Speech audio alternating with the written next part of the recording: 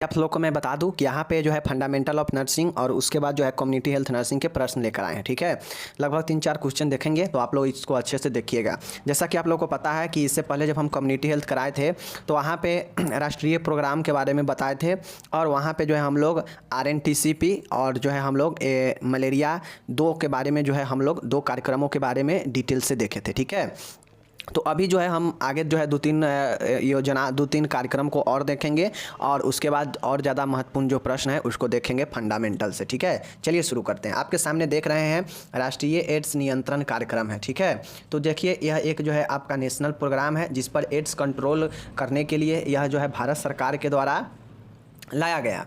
वर्ष 1986 में देश में HIV का प्रथम रोगी पाया गया। सबसे पहले याद रखिए कि 1986 में देश में पहला HIV का रोगी मिला। ठीक है, उसके बाद 1987 में भारत सरकार ने एड्स के प्रभावी रूप के नियंत्रण हेतु नेशनल एड्स कंट्रोल प्रोग्राम की शुरुआत की। समझ गए कि जैसे भारत में प्रथम HIV का जो रोगी है 1986 में मिला। अब 1986 में जब मिला तो भारत सरकार इसको कंट्रोल करने के लिए, प्रभावी रूप से इसको नियंत्रण करने के लिए नेशनल एड्स कंट्रोल प्रोग्राम की शुरुआत 1987 में किए। तो इतना जान गए। चलिए, इस कार्यक्रम के क्या क्या उद्देश्य था, मतलब ये जो कार्यक्रम लाया गया AIDS control programme, national AIDS control programme, इसका आने का क्या मकसद था, क्या उद्देश्य था, चलिए हम लोग देखते हैं। सबसे पहले इसका ये उद्देश्य था कि HIV के ट्रांसमिशन पर रोक, मतलब HIV के संचार पर जो है रोक लगाया जाए। समझ गए, HIV इन्फेक्शन के कारण होने वाले रुग्णता, मॉर्बिडिटी एवं मृत्यु की रोकथाम करे। HIV इन्फेक्शन यानी HIV संक्रमण के कारण जो भी रुग्णता और मृत्यु होता है उसको जो है रोकथाम किया जाए। ठीक है ना, यही सब के लिए आया। उसके बाद HIV इन्फेक्शन के फैलने के तरीके एवं बचाव के उपायों के बारे में पब्लिक एवं अवेयरनेस क्रिएट करना, मतलब HIV इन्फेक्शन जो है कैसे फैलता है, किन किन तरीक़ों से फैलता है, इससे कैसे बचा जाए, इन सभी को जो है पब्लिक के बीच में इसको जागरूकता फैलाने के लिए यह जो है कार्यक्रम में शामिल किया गया, लाया गया। ठीक है, नेक्स्ट यहाँ पे देखिए HIV इन्फेक्शन के कारण पड़ने वाले सामाजिक आर्थिक प्रभावों को कम करना, राष्ट्रीय एड्स नियंत्रण कार्यक्रम का प्रभावी रूप से क्रियान्वयन जो है किया गया। ठीक है, तो ये जो है आपको ध्यान में रखना पड़ेगा कि जो भी HIV इन्फेक्शन के कारण जो सामाजिक आर्थिक है उस पर जो भी प्रभाव पड़ता है इसको भी जो है यहाँ पे लिया गया। ये तो हो गया इसका उद्देश्य कि किन किन चीज़ों के लिए किया गया। राष्ट्रीय एड्स नियंत्रण कार्यक्रम का प्रभावी रूप से क्रियान्वयन सुनिश्चित करने हेतु 1992 में स्वास्थ्य एवं परिवार कल्याण मंत्रालय, भारत सरकार ने राष्ट्रीय एड्स नियंत्रण संगठन नेशनल एड्स कंट्रोल ऑर्गेनाइजेशन की स्थापना की। अब देखिए ये जो कंट्रोल प्रोग्राम 1987 में आया ना, तो उसके अंतर्गत कौन कौन उद्देश्य जो है दिया गया वो सब तो देख ही लिए। अब ये जो चीज़ें हुआ तो इसमें आगे चलकर 1992 में जो परिवार और स्वास्थ्य कल्याण मंत्रालय है भारत सरकार के, उसमें जो है 1992 में जो है यह सुनिश्चित किया गया कि कैसे इस राष्ट्रीय नियंत्रण कार्यक्रम को और ज़्यादा इफेक्टिव, प्रभावी बनाया जाए। तो इसके लिए इन्होंने 1992 में एक जो है संगठन बनाया जिसका नाम था नेशनल एड्स कंट्रोल ऑर्गेनाइजेशन, राष्ट्रीय एड्स नियंत्रण संगठन, और इसका स्थापना इन्होंने 1992 में कर दिया परिवार कल्याण मंत्रालय के द्वारा, जो कि भारत सरकार का एक अंग है, उसके द्वारा इस संगठन का स्थापना 1992 में किया गया। समझ गए चीज़ को। चलिए देखिए, किसी भी चीज़ को आप स्टेप बाय स्टेप पढ़ेंगे ना कि कब मरीज मिला, कब जो है भारत सरकार शुरू किया तो क्यों किया, इसका क्या रीज़न था शुरू करने का, उसके बाद जो है इसको और ज़्यादा प्रभावी बनाने के लिए सरकार ने क्या किया, तो ये सब चीज़ें जो है आपको ध्यान में रखना पड़ेगा। ठीक है, अब यहाँ पे देखिए national AIDS control programme phase 1 की शुरुआत सन 1992 में हुई। अब आप लोग को एक चीज़ें याद रखना पड़ेगा कि नेशनल एड्स कंट्रोल प्रोग्राम जो है अभी धीरे धीरे फेज में इसको जो है आगे की तरफ ले जाया गया। 1992 में इसको संगठन हो गया इसके लिए, तो 1992 में जब इसका संगठन बन गया इसके नियंत्रण के लिए, तो 1992 में ही पहला फेज शुरू हुआ इस कंट्रोल प्रोग्राम का। समझ गए ना, तो राष्ट्रीय एड्स नियंत्रण कार्यक्रम का जो फेज था वह 1992 में शुरू हुई। ठीक है, उसके बाद जो इसका सेकेंड फेज था वह जो है, इसके जो सेकेंड फेज है 1999 में आया, यानी 7 साल के बाद आया। ठीक है, उसके बाद आप लोग जो है इसका आप लोग ध्यान रखिए, 7 साल के बाद जो है फिर जो है 1 साल और बढ़ गया और तीसरा जो फेज है 2007 में आया। समझ गए, इस चीज़ को ध्यान में रखिएगा। 92 से फर्स्ट से स्टेज शुरू हुआ, फिर 99 आया 7 साल के बाद, फिर 8 साल के बाद यानी 2007 में जो है फेज 3 आया। समझ गए, ऐसे ऐसे याद रखिएगा तो याद रहेगा। उसके बाद अभी देखिए नेशनल एड्स कंट्रोल प्रोग्राम अभी चल रही है। अभी जो है कौन सा अभी चल रही है, तो अभी ये फेज 4 जो है आपका चल रहा है। तो इस चीज़ को जो है अभी आप लोगों को ध्यान में रखना है कि 1992 में फेज 1, 1999 में फेज 2 और 2007 में जो है फेज 3 और अभी फेज जो है 4 चल रहा है। समझ गए, चलिए अब यहाँ पे आप लोग देख लीजिए, बहुत चीज़ें हैं। नेशनल एड्स कंट्रोल प्रोग्राम के अंतर्गत संपादित की जाने वाली विभिन्न एक्टिविटीज़ निम्न है। मतलब नेशनल एड्स कंट्रोल प्रोग्राम के जरिए किन किन एक्टिविटी को किया जाता है, तो चलिए जो है हम लोग देखते हैं किन किन एक्टिविटी को शामिल किया जाता है। ठीक है, देख लीजिए। पहला यहाँ पे है कि वार्षिक देखरेख निगरानी, एनुअल सेंटाइल सर्विलांस। मतलब यहाँ पे जो भी वार्षिक देखरेख की निगरानी किया जाता है, ठीक है, रोकथाम पर जोर दिया जाता है, फोकस ऑन प्रिवेंशन, कि कैसे जो है इसका रोकथाम किया जाए। ठीक है, उसके बाद तीसरा है कि इसके अंतर्गत जो है स्वैच्छिक परामर्श एवं जाँच, मतलब कोई व्यक्ति चाहे तो वह जो है HIV सेंटर पर जाकर और वहाँ जो है अपने इच्छा से जाँच करवा सकता है और परामर्श ले सकता है। ऐसा केंद्र का जो है स्थापना। उसके बाद कंडोम के उपयोग को बढ़ावा देना इसी प्रोग्राम के अंतर्गत, नेशनल एड्स प्रोग्राम कंट्रोल के अंतर्गत ही किया गया। ठीक है, उसके बाद रक्त सुरक्षा कार्यक्रम, ब्लड सेफ्टी प्रोग्राम, मतलब जो ब्लड है उसका ट्रांसफ्यूजन सेफ्टी पूर्वक हो, तो इसके लिए जो है ये प्रोग्राम चलाया गया कि रक्त सुरक्षा कार्यक्रम। छठा है स्वास्थ्य कर्मियों का परीक्षण समय समय पर दिया जाए ताकि जो है वो और ज़्यादा बेहतर से काम कर सके। ठीक है, उसके बाद यहाँ पे और देखिएगा, HIV संक्रमित माता से उसके शिशु में एक से इन्फेक्शन की रोकथाम। अब जो है माता गर्भ में बच्चा है तो हो सकता है माता से बच्चे में इन्फेक्शन फैल जाए HIV, तो इसको जो है रोकथाम करने के लिए इसमें बताया गया। साथ ही यौन संचारित बीमारियों पर कैसे नियंत्रण पाया जाए, इसके लिए भी यहाँ पे चर्चा हुआ है। इसमें एंटी रेट्रोवायरल थेरेपी जो है यहाँ पे देने के लिए कहा गया। समझ गए। और 10वां है जन साधारण में अवेयरनेस उत्पन्न करना। जन साधारण में अवेयरनेस मतलब जागरूकता उत्पन्न करना लोगों के बीच में। इस कार्यक्रम में ये 10 चीज़ें आप लोग को याद रखना जरूरी है। ठीक है, 10 चीज़ें याद रखेंगे तो आप नेशनल कंट्रोल प्रोग्राम आसानी से याद कर लेंगे। ठीक है, देख लीजिए एक बार और बता देते हैं। देख लीजिए यहाँ पे, मतलब ये जो एड्स कंट्रोल प्रोग्राम है ना, नेशनल एड्स कंट्रोल प्रोग्राम, इसके अंतर्गत निम्न कार्यों को जो है संपादित किया जाता है। किन किन चीज़ों को देख लीजिए। सबसे पहले वह वार्षिक देखरेख का निगरानी करता है इस कार्यक्रम में। ठीक है ना, इस कार्यक्रम के अंतर्गत रोकथाम पर जोर दिया जाता है। इसके अंतर्गत स्वैच्छिक परामर्श और जाँच केंद्र का स्थापना किया गया है। समझ गए। इस कार्यक्रम के अंतर्गत जो है कंडोम के उपयोग पर बढ़ावा दिया गया, रक्त सुरक्षा कार्यक्रम पर बढ़ावा दिया गया, स्वास्थ्य कर्मियों को प्रशिक्षण को बताया गया कि देना चाहिए। ठीक है, साथ ही इस कार्यक्रम के अंतर्गत जो है HIV संक्रमित माता से बच्चे में कैसे इन्फेक्शन को रोकथाम किया जाए इस पर जोर दिया गया। यौन संचारित बीमारियों पर कैसे नियंत्रण किया जाए इसको जो है इस कार्यक्रम के अंतर्गत बताया गया। नेक्स्ट देखिएगा, एंटी रेट्रोवायरल थेरेपी। यहाँ पे जो है एंटी रेट्रोवायरल थेरेपी जो है दिया गया। उसके बाद जन साधारण में अवेयरनेस मतलब जागरूकता फैलाने का जोर दिया गया और ये सब कार्यों को जो है इसके अंतर्गत संपादित किया जाता है। समझ गए चीज़ को। चलिए, तो आपका यहाँ पे नेशनल एड्स प्रोग्राम समाप्त हो गया। अब हम लोग चलते हैं एक और आपका अच्छा प्रोग्राम है, इसके बारे में देखते हैं। तो चलिए हम लोग नेक्स्ट पर शुरू करते हैं। यहाँ पे आप सभी के लिए नेक्स्ट जो कार्यक्रम है आपका यहाँ पे देख सकते हैं, यूनिवर्सल इम्यूनाइजेशन प्रोग्राम। समझ गए ना, यूनिवर्सल इम्यूनाइजेशन प्रोग्राम के बारे में चर्चा करते हैं हम लोग। ठीक है, चलिए शुरू करते हैं।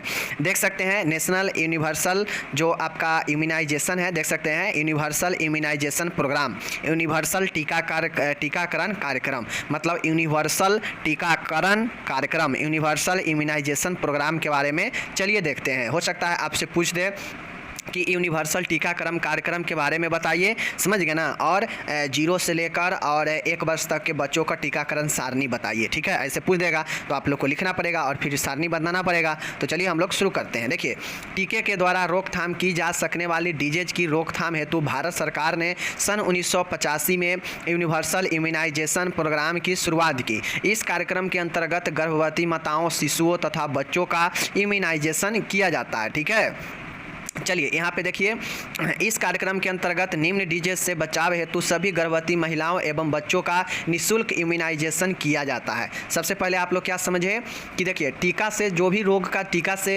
रोकथाम किया जा सकता है ना, तो वैसे रोगों को, वैसे डिजीज के रोकथाम के लिए भारत सरकार ने सन 1985 में, ये चीज़ें याद रखिएगा, समझ गए, सन 1985 में भारत सरकार ने वैसे रोगों के लिए टीका का कार्यक्रम शुरू किए जो टीका के द्वारा रोकथाम किया जा सकता है, वैसे रोगों के लिए, समझ गए ना, कि 1985 में यूनिवर्सल इम्यूनाइजेशन प्रोग्राम की शुरुआत की, समझ गए, यूनिवर्सल टीकाकरण कार्यक्रम की शुरुआत की, ठीक है। इस कार्यक्रम के अंतर्गत जो भी गर्भवती महिला है, माता है, समझ गए ना, गर्भवती शिशु है और बच्चे हैं, उनको जो है इम्यूनाइजेशन टीकाकरण किया जाता है फ्री ऑफ कॉस्ट में, समझ गए ना। इसके अंतर्गत जो है निम्न डिजीज के बचाव हेतु सभी गर्भवती महिलाएं, बच्चे में निःशुल्क इम्यूनाइजेशन किया जाता है इस टीकाकरण के अंतर्गत। चलिए देखिए कौन कौन से ऐसे डिजीज है जिसको टीकाकरण के द्वारा ठीक किया जा सकता है और उसको यूनिवर्सल इम्यूनाइजेशन में शामिल किया गया है, ठीक है। चलिए देख लीजिए, गोल घोंटू, जिसको हम लोग डिप्थीरिया बोलते हैं, डीपीटी होता है ना, डीपीटी का वैक्सीन दिया जाता है ना लोगों को, डिप्थीरिया, पर्टूसिस, टिटनेस, तीनों का दिया जाता है ना। अब आप लोग को पता होगा कि टिटनेस का जो टीकाकरण होता है, यह गर्भवती महिलाओं जब अपना गर्भ अवस्था के 15 सप्ताह के बाद जो है यह दिया जाता है और फिर उसके 1 महीने के बाद जो है यह गर्भवती महिलाओं को दिया जाता है, पता है ना। तो यह गर्भवती महिलाओं के लिए भी हो गया। तो गोल घोंटू, पर्टूसिस, टिटनेस, डीपीटी समझ गए, डीपीटी समझ गए ना, कि डिप्थीरिया, पर्टूसिस मतलब कुकुर खांसी और टिटनेस मतलब, समझ रहे हैं ना। चलिए 3 रोग के बारे में समझ गए। अब यहाँ पे 3 देखिए, ट्यूबरकुलोसिस है, बीसीजी का टीका दिया जाता है ट्यूबरकुलोसिस के लिए, बच्चे में रोकथाम के लिए। पोलियो का वैक्सीन दिया जाता है, पीवी, समझ गए ना, पोलियो वायरस जो होता है, पोलियो वैक्सीन। उसके बाद खसरा, मीजल्स, ये जो है आपका 6 यहाँ पे हम बता दिए। तो ये जो आपका हो गया, और साथ में वर्तमान में इस कार्यक्रम के अंतर्गत हेपेटाइटिस बी, पेंटा 5, आईपीवी तथा रोटा वायरस के टीकों को भी शामिल कर लिया गया है। वर्तमान में जो है आप लोग को यहाँ पे हेपेटाइटिस बी, पेंटा 5, आईपीवी और रोटा वायरस के टीकों को भी शामिल कर लिया गया है इस कार्यक्रम के अंतर्गत में, समझ गए। बाकी ये 6 बीमारी जरूर याद रखिएगा, ये 6 बीमारी के विरुद्ध टीकाकरण इसी यूनिवर्सल इम्यूनाइजेशन का प्रोग्राम के अंतर्गत किया जाता है। कौन कौन? गोल घोंटू, डिप्थीरिया, पर्टूसिस, कुकर खांसी, टिटनेस हो गया, क्षय रोग, ट्यूबरकुलोसिस, पोलियो, खसरा, मिजल्स, ये सब जो है आपके ये सब का जो टीका है इसी इम्यूनाइजेशन टीकाकरण कार्यक्रम के अंतर्गत निःशुल्क जो है किया जाता है महिलाओं और बच्चों को, समझ गए। जो 1985 में यूनिवर्सल इम्यूनाइजेशन प्रोग्राम आया था भारत सरकार के द्वारा, समझ गए, जो भी टीका के द्वारा रोकथाम होने वाला रोग है उसके लिए, समझ गए। और इसमें साथ में जो है विटामिन ए का भी जो है डोज दिया जाता है। जो राष्ट्रीय टीकाकरण है आप लोग को पता है कि उसमें विटामिन ए का भी जो है आपका खुराक दिया जाता है, समझ गए। चलिए ये हो गया। लेकिन वर्तमान में ऊपर जो आप नाम देखे हैं बीमारी का, उसके अलावा जो है वर्तमान में इस कार्यक्रम के अंतर्गत हेपेटाइटिस बी, पेंटा 5, आईपीवी, समझ गए ना, और रोटा वायरस के टीके को भी शामिल कर लिया गया है, समझ गए। चलिए अब यहाँ पे कुछ चीज़ें और जानिए। हालांकि WHO ने सर्वप्रथम वर्ष 1974 में 6 जानलेवा बीमारियों की रोकथाम हेतु expanded programme on immunisation EPI की शुरुआत की थी। जैसा कि आप लोग को ऊपर 6 बीमारी जो बताया गया है, डिप्थीरिया से लेकर खसरा तक, तो भारत सरकार ने यूनिवर्सल टीका कार्यक्रम को 1985 में लाया, ठीक है ना, 1985 में। लेकिन WHO ने, वर्ल्ड हेल्थ ऑर्गेनाइजेशन ने इस 6 जानलेवा बीमारियों से रोकथाम के लिए 1974 में ही जो है expanded programme on immunisation EPI का शुरुआत जो है कर दिया था, समझ गए चीज़ को। चलिए अब यहाँ पे आप लोग देखिए, सन 1992 में यूनिवर्सल टीकाकरण कार्यक्रम शिशु जीविता एवं सुरक्षित मातृत्व, child survival and safe motherhood कार्यक्रम का तथा 1997 में प्रजनन एवं शिशु स्वास्थ्य कार्यक्रम का भाग बन गया, समझ गए। मतलब ये जो यूनिवर्सल टीकाकरण कार्यक्रम जो 1985 में आया, यह आगे चलकर 1992 में यह जो है कि किस में परिवर्तित हो गया, तो शिशु child survival and safe motherhood में 1992 में, तथा 1997 में जो है reproductive and child health programme का भाग बन गया। समझ गए, मतलब यही यूनिवर्सल प्रोग्राम टीकाकरण का आगे 1992 में इस नाम में बदल गया और फिर 1997 में यहाँ पे आके इसका भाग बन गया। समझ गए, तो इतना ही पर जो है आपका इम्यूनाइजेशन समाप्त होता है, यूनिवर्सल इम्यूनाइजेशन प्रोग्राम। समझ गए। चलिए नेक्स्ट है यहाँ पे एक और ज़बरदस्त आपका प्रोग्राम है, देखिए पल्स पोलियो टीकाकरण के बारे में। समझ गए। अब देखिए मैं ये सब आपको क्यों पढ़ा रहा हूँ, कम्युनिटी हेल्थ नर्सिंग में ये सब महत्वपूर्ण है, चाहे एड्स हो गया, चाहे टीबी हो गया, चाहे नेशनल इम्यूनाइजेशन यूनिवर्सल इम्यूनाइजेशन हो गया, या फिर पल्स पोलियो टीकाकरण हो गया, ये सब आपके कम्युनिटी हेल्थ नर्सिंग के लिए महत्वपूर्ण है। आपसे 5 नंबर में फिर 10 नंबर में क्वेश्चन पूछा जा सकता है, तो जब नहीं याद रहेगा तो कहाँ से लिख पाइएगा, तो इसके लिए ये सब ज़रूरी है। चलिए यहाँ पे मैं बताता हूँ पल्स पोलियो टीकाकरण कार्यक्रम के बारे में, पल्स पोलियो इम्यूनाइजेशन प्रोग्राम के बारे में। देख लीजिए यहाँ पे पोलियो के नियंत्रण हेतु भारत सरकार ने पल्स पोलियो टीकाकरण कार्यक्रम की शुरुआत 1995 में की थी। सबसे पहले आपको ये ध्यान रखना है कि पल्स पोलियो टीकाकरण जो है भारत सरकार द्वारा पल्स पोलियो के नियंत्रण के लिए भारत सरकार के द्वारा 1995 में शुरू किया गया। इस चीज़ को समझ गए। चलिए अब यहाँ पे आप एक चीज़ जानिए, इस कार्यक्रम का फेज जो है, प्रथम फेज जो है 19 दिसंबर 1995 को तथा द्वितीय फेज 20 जनवरी 1996 को चलाई गई थी। आप लोग को पता होना चाहिए कि ये जो कार्यक्रम है पल्स पोलियो टीकाकरण, इसमें जो प्रथम फेज रहा वह 9 दिसंबर 1995 को, मतलब जिस वर्ष शुरू किया गया यह कार्यक्रम उसी वर्ष के 9 दिसंबर को प्रथम फेज शुरू हुआ, तथा दूसरा फेज जो है यह अगले 20 जनवरी 1996 को चलाई गई। समझ गए। तो यह जो है आपका फर्स्ट और दूसरा फेज के बारे में जान गए। चलिए अब यहाँ पे आप एक चीज़ देख लीजिए, शुरुआत में इस प्रोग्राम के अंतर्गत 0 से 3 वर्ष तक के सभी बच्चों को पोलियो की खुराक पिलाई जाती थी। जब इसको शुरू हुआ ना 1995 में, यह कार्यक्रम जब शुरू हुआ तो यह शुरू में 0 से लेकर 3 वर्ष तक के बच्चों को ही पिलाया जाता था, दिया जाता था यह खुराक। समझ गए। लेकिन बाद में विश्व स्वास्थ्य संगठन WHO के सिफारिश पर, रिकमेंडेशन पर यह जो है 0 से 5 वर्ष तक के बच्चों को यह खुराक पिलाई जाने लगी, जो कि अभी भी पिलाया जाता है 5 वर्ष तक के बच्चों को। समझ गए। चलिए एक चीज़ समझ गए। चलिए अब यहाँ पे पल्स पोलियो टीकाकरण खत्म हो गया। अब यहाँ पे जो आपका मैं एक चीज़ बता रहा हूँ वो है राष्ट्रीय कैंसर नियंत्रण कार्यक्रम। समझ गए। अब यहाँ पे आपका ये लास्ट कार्यक्रम है जिसके बारे में हम लोग जानने वाले हैं। अभी तक कौन कौन से कार्यक्रम देख लिए? अभी तक हम लोग देख लिए हैं नेशनल एड्स कंट्रोल प्रोग्राम, उसके बाद देखे हैं नेशनल यूनिवर्सल इम्यूनाइजेशन प्रोग्राम, उसके बाद हम लोग देखे हैं पल्स पोलियो टीकाकरण। समझ गए ना। और उसके बाद जो है अब हम लोग देखने वाले हैं चौथा प्रोग्राम आज जो है देखेंगे, वो है आपका यहाँ पे राष्ट्रीय कैंसर नियंत्रण कार्यक्रम। समझ गए। National cancer control programme. समझ गए। नेशनल कैंसर कंट्रोल प्रोग्राम यानी कैंसर पर कंट्रोल जो है पाने के लिए एक कार्यक्रम चलाया गया। ठीक है। चलिए देखते हैं। कैंसर के नियंत्रण हेतु स्वास्थ्य एवं परिवार कल्याण मंत्रालय, भारत सरकार, ministry of health and family welfare, government of India ने 1975 में राष्ट्रीय कैंसर नियंत्रण कार्यक्रम की शुरू किया। समझ गए। सबसे पहले तो आपको ये याद रखना पड़ेगा कि यह कार्यक्रम किसके द्वारा शुरू किया गया, राष्ट्रीय कैंसर नियंत्रण कार्यक्रम। तो राष्ट्रीय कैंसर नियंत्रण कार्यक्रम भारत सरकार के जो है स्वास्थ्य और जो परिवार कल्याण मंत्रालय है उसके द्वारा 1975 में कैंसर पर नियंत्रण पाने के लिए यह कार्यक्रम का शुरुआत किया गया। ये चीज़ को समझ गए। चलिए उसके बाद देखिए आगे क्या हुआ।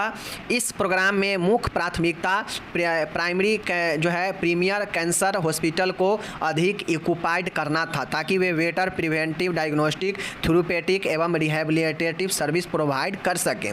ये जो आपका प्रोग्राम का मुख्य प्राथमिकता यही था कि जो कैंसर का प्राथमिक प्रीमियर जो कैंसर हॉस्पिटल है, मतलब कैंसर का एकदम बेहतर जो हॉस्पिटल है प्रीमियम वाला, उसको जो है और ज़्यादा बेटर और ज़्यादा जो है इक्विपाइड करना, ताकि वह एक अच्छा कैंसर से बचाव, उपचार, इलाज, समझ गए ना, और प्रवास सर्विस सेवा उपलब्ध करा सके, समझ गए ना। इसीलिए यह प्रोग्राम को जो है प्रीमियर कैंसर हॉस्पिटल के इक्विपाइड के रूप में इसे जो है लाया गया था, ताकि बेहतर तरीके से इस रोग से बचाया जा सके, उपचार दिया जा सके, निदान दिया जा सके, और जो है रिहैबिलिटेटिव मतलब जो है इसे क्या किया जा सके कि एक बेहतर जो है स्वास्थ्य मुहैया प्रोवाइड कराया जाए। इसीलिए जो है यह कार्यक्रम को शुरुआत किया गया। तो ये समझ गए।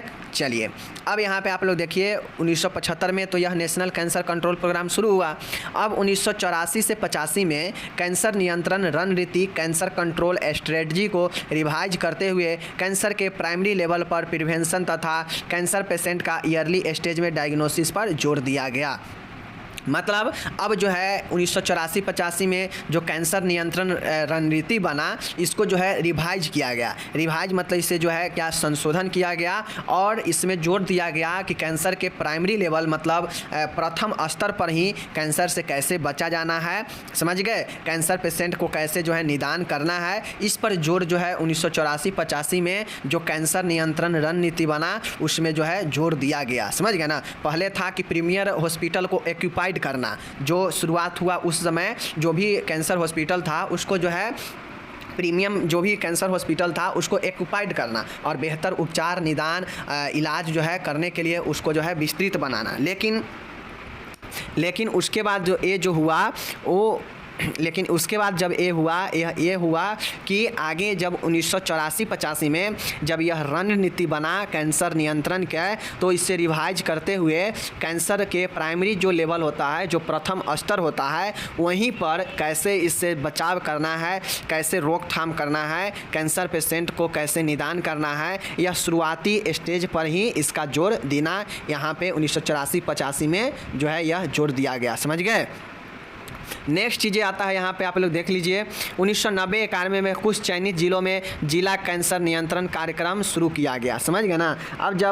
अब राष्ट्रीय कैंसर नियंत्रण कार्यक्रम जब धीरे धीरे आगे बढ़ा तो 84-85 में इस पर जो है क्या हो गया, स्ट्रेटजी बना, समझ गए ना। आगे चलकर 1984-85 के बाद 1990-91 में यह जो है कुछ जिलों को चयन किया गया, और वहाँ पे जो है उस जिला को जिला कैंसर नियंत्रण कार्यक्रम शुरू किया गया, समझ गए ना। जिला में जिला कैंसर नियंत्रण कार्यक्रम शुरू किया गया, इस चीज़ को समझ गए। चलिए स्टेप बाय स्टेप पढ़िए कि 1985 में कंट्रोल प्रोग्राम भारत सरकार के द्वारा शुरू किया गया, जहाँ पे एक्यूपाइड कैंसर हॉस्पिटल को बेहतर करने के लिए काम किया गया, ठीक है। लेकिन उसके बाद जब 1984-85 में बात आया तो वहाँ पे स्ट्रेटजी बना कि कैसे जो है एक प्राइमरी लेवल पर भी पेशेंट को अच्छा से जो है उससे प्रिवेंशन और उसे डायग्नोस किया जाए, ताकि जो फर्स्ट स्टेज है होता है कैंसर का वहीं पे बचा जाए इसके जो है डीपली होने से, ठीक है। लेकिन 1984-85 में भी बात नहीं बना तो और आगे बढ़ा तो 1990-91 में कुछ जिलों को चयन किया गया, जहां पे जिला कैंसर नियंत्रण कार्यक्रम का शुरुआत किया गया, समझ गए। अब 1990-91 से भी आगे बढ़ गया यहाँ पे एक कार्यक्रम। अब 2004 में राष्ट्रीय स्वास्थ्य एवं परिवार कल्याण संस्था नई दिल्ली द्वारा प्रोग्राम का मूल्यांकन किया गया, और आवश्यकता अनुसार वर्ष 2004-05 में प्रोग्राम को रिवाइज किया गया, और 2004 में चल के इस कार्यक्रम को क्या किया गया, आकलन किया गया, मूल्यांकन किया गया कि भाई ये कार्यक्रम जो चल रहा है कैंसर के नियंत्रण के लिए यह कितना ज़्यादा सफल हुआ है, अभी तक यह कितना पेशेंट को अच्छे से कर चुका है रिकवर। तो यहाँ पे पाया गया कि अभी एक और ज़रूरत है, तो 2004-05 में इसे जो है और रिवाइज कर दिया गया, बस समझ गए, बढ़ा दिया गया। तो यही जो है आपका हो गया क्या चीज़, आपका राष्ट्रीय कैंसर नियंत्रण कार्यक्रम का रूपरेखा, जो कि 2004-05 तक आप लोग लिख दीजिएगा, आपको जो है नंबर पूरा मिल जाएगा, समझ गए। चलिए अब यहाँ पे हम लोग चलते हैं नेक्स्ट क्वेश्चन की तरफ। ये क्वेश्चन आपके जो है किससे रिलेटेड है, समझ रहे हैं ना। ये क्वेश्चन जो है, इस क्वेश्चन को जो है हम लोग बाद में करेंगे, अभी जो है हम लोग चलते हैं प्राइमरी हेल्थ केयर को हम लोग बाद में करेंगे, ठीक है। अभी चलिए हम लोग फंडामेंटल के कुछ क्वेश्चन को देखते हैं, क्योंकि 3-4 प्रोग्राम हम लोग कम्युनिटी हेल्थ के बारे में देख लिए, तो अब फंडामेंटल के बारे में भी पढ़ना ज़रूरी है। चलिए देखते हैं। तो चलिए हम यहाँ पे मैं आप लोग को बता दूँ, प्राइमरी हेल्थ केयर हम पढ़ा चुके हैं, ठीक है ना, तो उसको कराने का कोई बात ही नहीं था, वो करा चुके हैं, आप लोग जाके देख लीजिएगा रिवीजन वाला में। अब हम लोग यहाँ पे आए हैं फंडामेंटल ऑफ नर्सिंग के लिए। देखिए फाउंडेशन नर्सिंग में आपसे क्वेश्चन जो है बार बार आप लोग जो भी एमपी के स्टूडेंट होंगे वो लोग देखते होंगे, उन लोग को मैं बताना चाहता हूँ कि उनको एक क्वेश्चन जो है 10-10 नंबर में हमेशा पूछा जाता है। कभी साल उद्देश्य पूछ लेता है, कभी साल जो है कारण पूछ लेता है, कारण बताओ या उद्देश्य बताओ, इस टाइप से क्वेश्चन पूछता है। 6 को दे देगा, कहेगा किन्हीं 5 का जो है उद्देश्य बताइए या कारण बताइए। तो आज जो है चलिए हम लोग देखते हैं जहाँ से आप जो है उस चीज़ के बारे में उद्देश्य या कारण बता देंगे। ठीक है, चलिए देखते हैं। पहला यहाँ पे देखिएगा, बिस्तर सिकुड़न रहित बनाना चाहिए। क्यों? कारण बताना है कि किसी भी बिस्तर को सिकुड़न रहित मतलब बिस्तर जो है सिकुड़न नहीं होना चाहिए, ऐसा बिस्तर बनाना चाहिए। आखिर क्यों? कारण बताना है। तो रोगी को आराम दिलाने के लिए, रोगी को बेहतर जो है स्वास्थ्य सुविधा प्रोवाइड कराने के लिए, अच्छे स्थिति देने के लिए रोगी को जो है बिस्तर को सिकुड़न रहित होना बहुत ज़रूरी होता है। तो यही जो है आपको यहाँ पे एक लाइन में लिख दिया गया है कि रोगी को आराम दिलाने हेतु। समझ गए ना? लेकिन मैं यहाँ पे कहता हूँ कि बिस्तर सिकुड़न रहित बनाना चाहिए, जिससे बेड पर पेशेंट को आरामदायक सुविधाजनक माहौल वातावरण मिल सके, पेशेंट जो है दर्द से राहत मिल सके। तो ये तमाम बिस्तर का रोल बहुत ज़्यादा होता है, तो लिखिएगा आप लोग अच्छे से। समझ गए? चलिए दूसरा जो है यहाँ पे देखिएगा, मृत्यु के तत्काल पश्चात शरीर को समान स्थिति में रखना चाहिए। जैसे मृत्यु हो जाए उसके तुरंत बाद जो है शरीर को एक नॉर्मल कंडीशन में रखना चाहिए। तो उससे जो है कि किस चीज़ से बचा जाता है, इसका कारण क्या होता है कि एक नॉर्मल पोजीशन में रखना चाहिए। तो राइगर्स मोर्टिस से बचाव हेतु नॉर्मल पोजीशन में रखने से होता है कि जो राइगर मोर्टिस होता है उससे बचा जाता है। अगर आप जैसे तैसे डेथ बॉडी को रखेंगे तो जिस कंडीशन में आप लोग रख देंगे ना, उसी कंडीशन में वह टाइट हो जाता है, बहुत ज़्यादा अकड़ जाता है। समझ गए ना? तो ये इसी से जो है राइगर मोर्टिस से बचाव के लिए समान स्थिति में रखते हैं, यही कारण है। ठीक है, तीसरा देखिएगा, क्लिनिकल थर्मामीटर को गर्म पानी में क्यों नहीं धोना चाहिए, कारण बताना है कि किसी क्लिनिकल थर्मामीटर को गर्म पानी में क्यों नहीं धोते हैं, कारण बताइए। तो देखिए गर्म पानी में अगर आप थर्मामीटर को धोएंगे तो थर्मामीटर का जो मरकरी होता है, पारा, वो तो उसको टेम्परेचर मिलते ही वह जो है हाई हो जाएगा, और उससे जो है आप जो है क्या करेंगे, किसी को अगर टेम्परेचर लेंगे तो गलत रीडिंग होगा, क्योंकि पहले से ही वह गर्म पानी के कारण हाई है, और सीधा उससे किसी को जांच करेंगे तो बहुत ज़्यादा हाई दिखाएगा। तो इसलिए जो है गर्म पानी में जो है इससे नहीं करना चाहिए, इससे जो है मरकरी का लेवल हाई हो जाता है और गलत रीडिंग मिलता है। ठीक है, साथ ही दूसरा चीज़ ये भी होता है कि जो मरकरी होता है वह शीशा के अंदर में होता है, तो गर्म पानी में धोएंगे तो वह क्रैक भी होने का डर रहता है, चांसेस उम्मीद रहता है, इसलिए भी वह जो है गर्म पानी में नहीं धोना चाहिए। समझ गए? चौथा देखिएगा, डाईयूरेटिक्स को सुबह के समय देना चाहिए, शाम में नहीं। क्यों? इसका कारण बताना है। तो देखिए डाईयूरेटिक्स जो होता है देने के बाद आदमी को बहुत ज़्यादा जो है मूत्र उत्सर्जन होने लगता है, शरीर से बहुत ज़्यादा पानी जो है निकलने लगता है मूत्र के द्वारा, और बार बार जो है मूत्र विसर्जन व्यक्ति को मालूम देगा। तो ऐसे में व्यक्ति जो है क्या होगा, अगर रात में लेगा तो बार बार जो है उससे नींद खुलेगी, नींद पूरा नहीं हो पाएगी, जिससे व्यक्ति को और ज़्यादा कष्ट होगा। तो इसके लिए सुबह में देते हैं, क्योंकि सुबह में तो व्यक्ति जग जाता है, दिन में जगा रहता है, जब भी मन होगा जाएगा मूत्र विसर्जन करेगा, जब भी मालूम देगा तो इसलिए रात में नहीं देते हैं। समझ गए? चलिए नेक्स्ट यहाँ पे क्वेश्चन आप लोग देखिएगा, ऑक्सीजन देते समय मरीज के पास धूम्रपान करने की मनाही होती है। ठीक है, देखिए ऑक्सीजन देते समय किसी पेशेंट को आप ऑक्सीजन देंगे तो उस समय धूम्रपान करने का मनाही क्यों होता है? तो देखिए ऑक्सीजन एक ज्वलनशील होता है। समझ गए? अब ऐसे में धूम्रपान उसके पास में सिगरेट खैनी, सिगरेट बीड़ी ये सब अगर कोई करेगा तो उसमें आग पकड़ने का जो है उम्मीद रहता है, इस कारण से जो है मनाही होती है उसके पास में धूम्रपान करने का। ठीक है, नेक्स्ट देखिए, मूत्र परीक्षण का उद्देश्य, purpose of urine test. Urine test क्यों किया जाता है? तो आप लोग को पता होना चाहिए, मूत्र टेस्ट इसीलिए किया जाता है कि मूत्र में जो है ग्लूकोज का स्तर या फिर संक्रमण का पता लगाने के लिए। समझ रहे हैं ना? चलिए, शरीर का तापमान लेना, टेकिंग टेम्परेचर, इसका क्या उद्देश्य होता है कि शरीर का तापमान क्यों लिया जाता है? तो शरीर का तापमान इसीलिए लिया जाता है ना कि बुखार पता करने के लिए, बढ़े हुए तापमान को पता करने के लिए। समझ गए ना? चलिए आठवां देखिएगा, बिस्तर बनाने के क्या उद्देश्य है? तो देखिए बिस्तर बनाने के बहुत सारे उद्देश्य है, बट इस चीज़ को जानिए कि बिस्तर बनाने का सबसे महत्वपूर्ण जो उद्देश्य होता है वह सुरक्षित और आरामदायक बिस्तर प्रदान करना, यही बिस्तर बनाने का जो है उद्देश्य होता है, ताकि जो है पेशेंट अच्छे से नींद ले सके। ठीक है ना? आराम कर सके। समझ गए? चलिए नौवां देखिएगा, मुंह धुलाने के उद्देश्य, purpose of mouth wash, mouth wash का जो है उद्देश्य क्या होता है मुंह धुलने का, तो किसी भी रोगी को मुंह इसीलिए धुलवाया जाता है कि मुंह से बदबू आ रहा हो, मुंह में कोई संक्रमण हो, तो इसको रोकथाम और मुंह को बदबू को रोकने के लिए जो है ये मुंह धुलवाया जाता है। समझ गए चीज़ को। चलिए नेक्स्ट यहाँ पे देखिएगा 10वां है स्पंज बाथ का क्या जो है उद्देश्य होता है, मतलब purpose of sponge bath, sponge bath क्यों होता है, तो आप लोग को पता होना चाहिए स्पंज बाथ जो होता है रोगी को त्वचा को संक्रमण से बचाव व शरीर की सफाई बनाए रखने। जो बूढ़ा व्यक्ति होता है या फिर जो असहाय रोगी होता है जो खुद से स्नान नहीं कर सकता है तो या फिर बेड से वह नहीं उठ सकता है, तो वैसे में उसको बेड पर ही स्पंज या फिर कॉटन भिगो कर उसको शरीर जो है साफ किया जाता है, हर एक अंग को, और फिर कपड़ा बदला जाता है। तो यही स्पंज बात होता है, यह इसलिए किया जाता है ताकि उसके त्वचा पर कोई संक्रमण न हो, उसका त्वचा साफ हो सके, और स्वच्छता के उद्देश्य से जो है स्पंज बाथ किया जाता है। समझ गए चीज़ को। चलिए नेक्स्ट यहाँ पे आप लोग देखिएगा 11 नंबर है बैक केयर का क्या उद्देश्य होता है, purpose of back care, back care का क्या उद्देश्य होता है, तो देखिए बैक केयर का जो उद्देश्य होता है कि बेड सोर से बचाने के लिए, मतलब बैक केयर का बहुत सारा जो है आपका उपयोग उद्देश्य होता है, जैसे बेड सोर से बचाने के लिए, दबाव से बचाने के लिए, ठीक है ना, ब्लड क्लॉटिंग से बचाने के लिए, ठीक है। बैक केयर का उपयोग जो है व्यक्ति को आराम दिलाने के लिए भी किया जाता है, आरामदायक स्थिति प्रदान करने के लिए भी बैक केयर का उपयोग किया जाता है। तो जितना भी आपके दिमाग में उद्देश्य या कारण आएगा ना, सब जो है लिख दीजिएगा। समझ गए।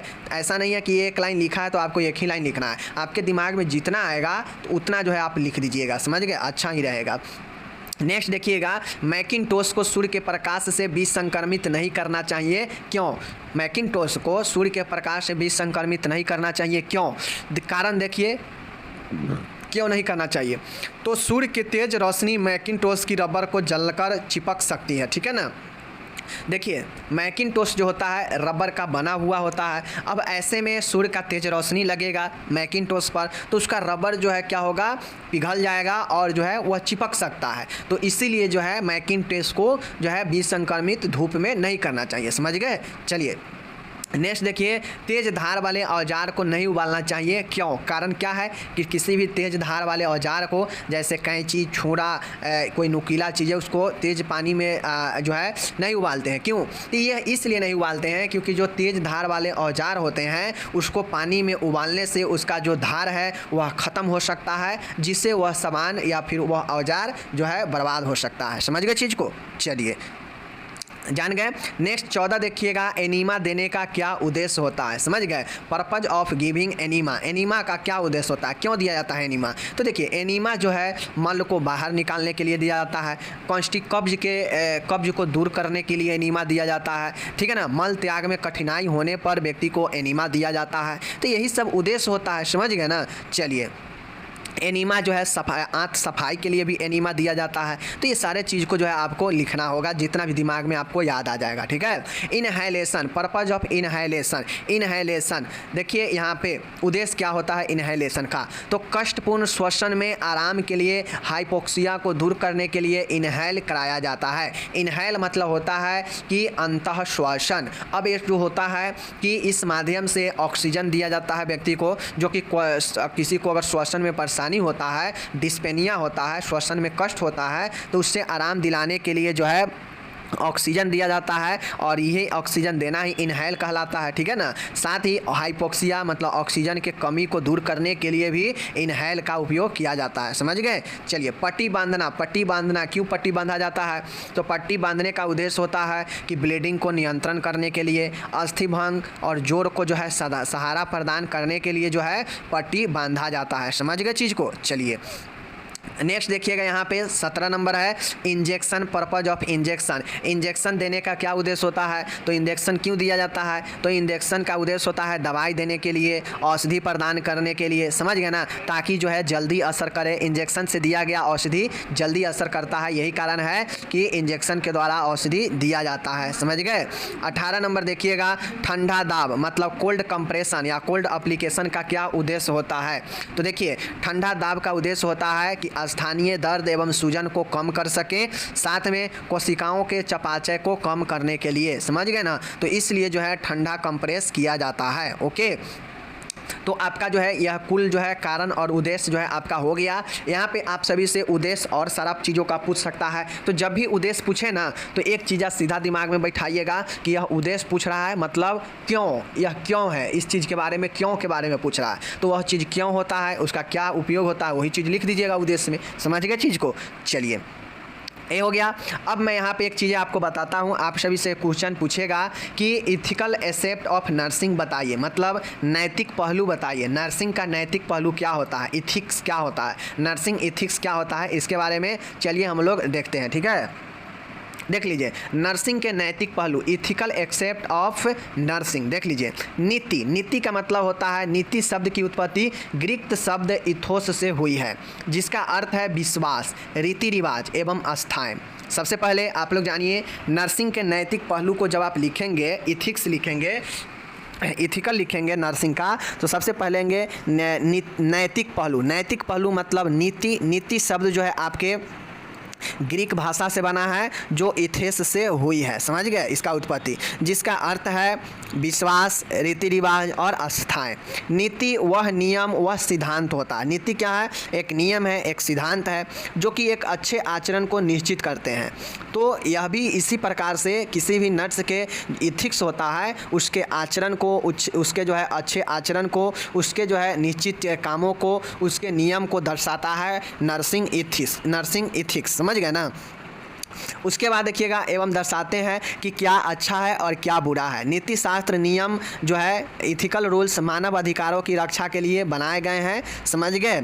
अब ये जो नर्सिंग के नैतिक पहलू है, इस नैतिक पहलू के द्वारा नर्स के जो है क्या अच्छा है, क्या बुरा है, क्या जो कौन सी नियम है, क्या सिद्धांत है, इसके तहत जो है नर्स के अच्छे आचरण को जो है निश्चित तरीक़ों से प्रस्तुत किया जाता है इसी इथिक्स के द्वारा। किसी भी नर्स को उसके जो है इथिकल रूप से जानकारी होना जरूरी होता है, जहाँ पे उसके विश्वास, रीति रिवाज, आस्थाएं के साथ साथ उसके नियम और सिद्धांत होते हैं, जहाँ पे उसके अच्छे आचरण को निश्चित करता है, उससे दर्शाता है कि क्या अच्छा है, क्या बुरा है। और जिस प्रकार से नीति शास्त्र नियम का एक जो है अध्ययन करता है, उसी प्रकार से यह मानवों के रक्षा के लिए बनाया गया एक रूल होता है। समझ गए, नैतिक पहलू जिसके अंदर नर्स काम को करती है। समझ गए चीज़ को। चलिए आचार संहिता, कोड ऑफ एथिक्स। देखिए कोड ऑफ एथिक्स आपसे पूछेगा कि नर्स के कोड ऑफ एथिक्स बताइए क्या होता है, तो यहाँ पे देख लीजिए आचार संहिता कोड ऑफ एथिक्स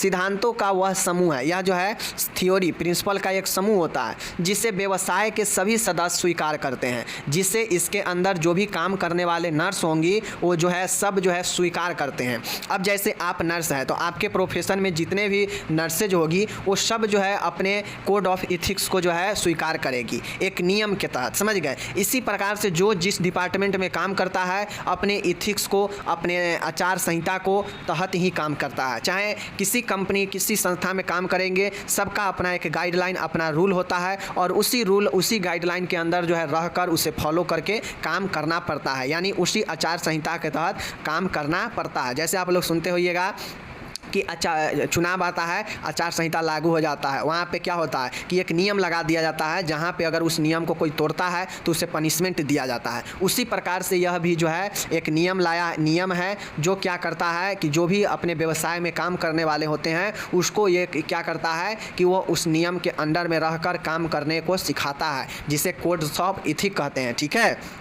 चलिए, जब व्यक्ति किसी भी व्यवसाय को अपनाता है तो उसे उसी व्यवसाय की आचार संहिता भी अपनानी पड़ती है। मैंने पहले ही बताया कि जब कोई व्यक्ति किसी व्यवसाय को या किसी व्यवसाय में काम करता है तो उसे उसी व्यवसाय के आचार संहिता यानी नियम को मानना पड़ता है तथा उसे निभाने की पूरी जिम्मेदारी भी लेती है। उसी प्रकार से अगर कोई नर्स बनना चाहती है, कोई अगर स्टूडेंट या कोई भी किसी को चाहते हैं हम नर्स बने और नर्स को पढ़ाई करती है फिर जाती है काम करने, तो उसको अपने व्यवसाय के ध्यान में रखते हुए अपने जिम्मेदारी, अपने जो समय सीमा है, जो अपना आचार संहिता है, उसमें रहकर नर्स को काम करना पड़ता है।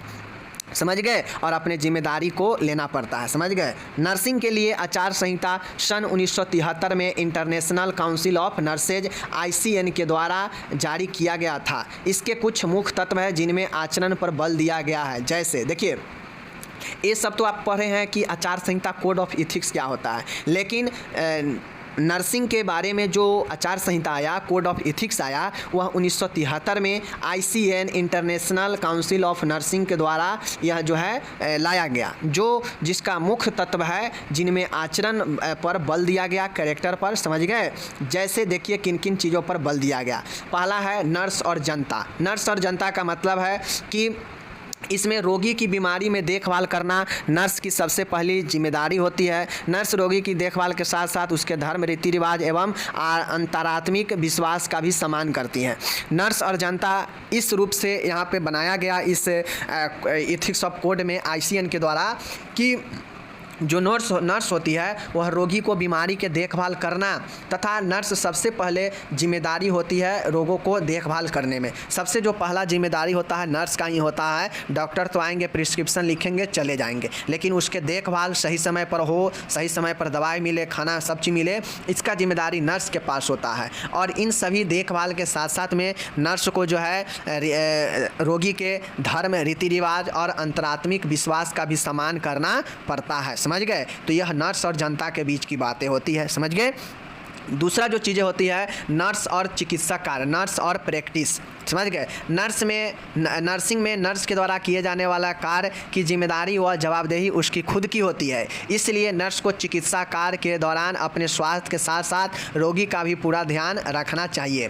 देखिए नर्स और चिकित्सा कार्य प्रैक्टिस किस प्रकार से बनाए रखेगी, यह नर्स को ही ध्यान देना पड़ता है। जैसे नर्सिंग में नर्स के द्वारा दिया जाने वाला या किया जाने वाला जो भी कार्य होता है या जो भी जवाबदेही होता है वह नर्स के खुद का होता है। इसलिए एक नर्स को चिकित्सा कार्य के दौरान अपने स्वास्थ्य का तथा सामने वाले रोगी के स्वास्थ्य का पूरा ध्यान रखना चाहिए। इसीलिए यह जो है नर्स और चिकित्सा कार्य एथिक्स के अंदर आया।